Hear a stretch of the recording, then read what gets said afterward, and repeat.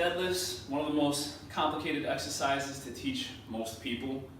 Notice how after every rep, I took a second to kind of reset and get myself ready for the next rep. This isn't something like a squat where you can just do rep after rep or a bench press, mainly because there's so many cues. The first cue is our setup. So feet are going to be directly under the hips. Well, this is for a conventional deadlift. For the setup, feet are going to be directly under the hips. I like either giving that cue, or let's say you walk in from outside and it's raining, and you wipe your feet. Normally, wherever your feet are after you wipe, that's pretty much a deadlift stance. Right after that is our grip, hands just outside of the legs. You can take your thumbs and then drag them all the way down your legs until they touch the bar. Play with the grip. Some people like more narrow, some people like a little wider. Just know that the narrower you go, the more upright you can keep your chest. What do I mean by that? Well, if I slide my hands wider, you can see my torso leaning forward more. That's going to increase the range of motion that we deadlift from. So the more narrow of a stance and the closer the hands, the more upright the chest can be. That's a good cue to understand and really take advantage of. After that, it's just really keeping tense with the whole body. So when you go down and grab the bar, if the bar is in front of you, you want to pull that bar to you. And you want to keep that bar as close to your body as possible, because any horizontal motion of that weight when you're picking it up is just going to be wasted energy. So if I try to pick up the bar here, I'm going to waste energy bringing it close to me and then back up. Notice how that went in a J curve. All right. The other thing is too, you probably saw my upper back round out, and a lot of that force is going to be channeled through the lower back. We don't want that.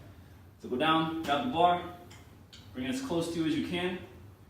You don't want the hips up too high because this isn't a stiff leg deadlift, and you don't want to be squatting. All right, if I let go of this, I just fall back. So you want to be here. All right, hips are just above the knees. All right, so here to here, and then the shoulders are above the hips. Just remember that. Think of it as like a sandwich. You got top bun, bottom bun, and then meat, or whatever you want to do. From here, weight should be evenly distributed on the toes. You can tell that I'm on the tiptoes from here, just by looking at my body and looking at my feet. All right, so you want to be back a bit. Grip the bar nice and tight with the hands, chest up, shoulders back, and engage the lats. That's this muscle here. That's just going to lock the shoulders back and down. Once you feel all that tension, then you're going to drive the feet down, stand up as tall as you can, right back down. Try to keep the bar as close to you as you can on the way down, and the slower you go on the way down, the more energy you're going to waste. So I'm not saying slam it on the ground, but you can go down pretty quickly. Some of my favorite tips for the deadlift, because you can never have enough tips or cues with this, because this is a very complex movement. The first one I want to start off with is just getting used to the position. Now, being in this position right here is very uncomfortable, just because most people who are starting off doing deadlifts aren't used to that. Also, not everyone is going to have these bumper plates or be able to deadlift 135 pounds right off the bat. So if you only have 10-pound plates and they're small ones, I suggest you get something to put underneath it to raise it, so that way it's a little higher than it would be compared to just the small 10-pound plates.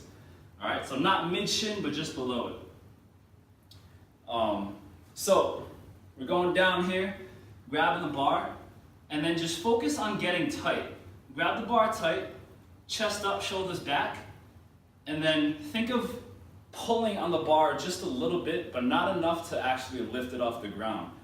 When you do this, you'll hear a little clink on the barbell.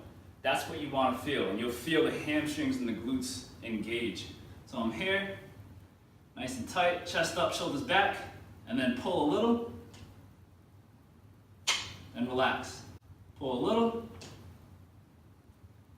then relax. Notice how I'm not lifting it off the ground. I'm just applying a little bit of pressure to feel the weight. This is a very, very awesome beginning exercise or little warm-up exercise to incorporate before you actually deadlift. What that's doing is it's engaging all the proper muscles that need to be engaged before actually deadlifting.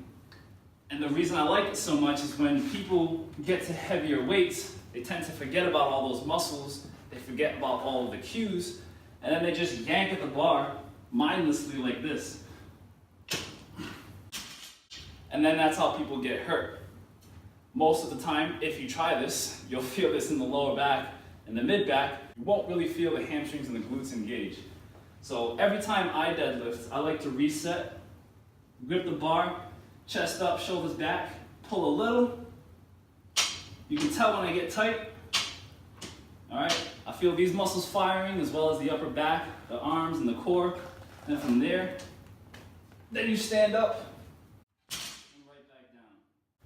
Reset, all right, relax, and get tight, then back up. One of my other favorite little exercises that I like to do, just to learn about balancing for the deadlifts, is rocking back and forth with the weight. So we're gonna get up, we're gonna set up in our position, hands on the bar, and what you're gonna do, you don't have to get tight yet, you can pull on the bar just a little, and you're gonna shift the weight onto the toes, and then shift the weight back onto the heels. So you'll feel, when you're on the toes, it's gonna feel weird, like you're gonna fall forward, especially if you try picking it up. And then if you shift back on the heels, keeping the chest up and the hips up, you're gonna feel all of this engage as well. This is what we wanna feel before we deadlift every time. So you wanna take note that you wanna be here, as vertical as you can, as back on the heels as possible without falling back. And without the hips too low, this is how you want to feel every time. So rock back and forth a few times and really get used to pulling from here.